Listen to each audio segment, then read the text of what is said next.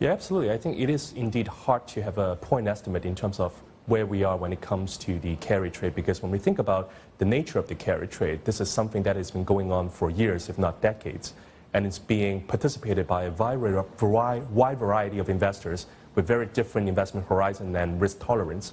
So according to our own internal positioning indicators, we noticed that right now the yen long position is probably the longest since March 2020. So I think there's still a very long range if you try to go back and look at things.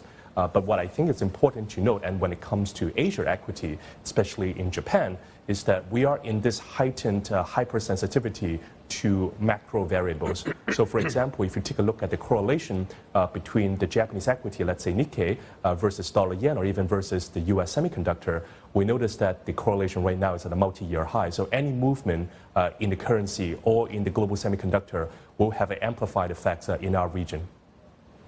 Jason, staying with Japan, when you look at the news flow associated with this attempted buyout of Seven & i, does that tell you that this is perhaps the opening chapter of a broader M&A narrative in the Japanese market?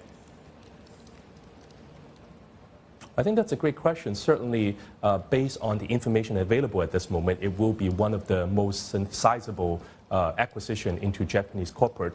But if I were to take a step back, this is also a part of the long-term process, because if you recall, ever since the start of Abenomics, where they triggered the so-called corporate governance reform, part of the argument is to create value for shareholder. And I think trying to monetize some of those assets is actually one way to do so. And I think as foreign investors notice that the Japanese companies are trying their best to improve the profitability and trying to resolve some of the long-term structural issues, it makes Japanese assets a lot more appealing to investors. And I think we've seen private equity, we've seen corporate, and we've seen startup investors all going into that market. So I think it's part of the extension of this corporate governance reform.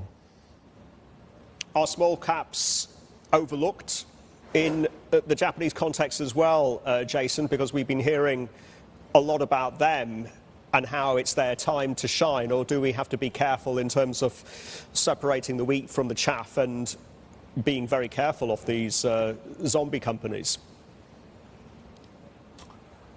I would say there are probably a few ways to look at this situation. Number one, by this nature of small cap, there tends to be more information asymmetry, and the availability of information can be quite uneven. In fact, one of the corporate governance reform principle is to ask all the Japanese companies to provide English language information, so you try to level the playing field. I think the other one is that it's also highly dependent on sectors as well. As we are still in this very much kind of mega cycle for semiconductor or AI, I would imagine that investors are willing to look across different market cap segments, especially when it comes to AI and semiconductor. So I think in that sense, Japanese small cap in those segments will likely be getting more attention. But I think inherently investors, especially foreign investors, tend to still focus more on the large and mid cap because of that lower volatility and the more perceived information availability.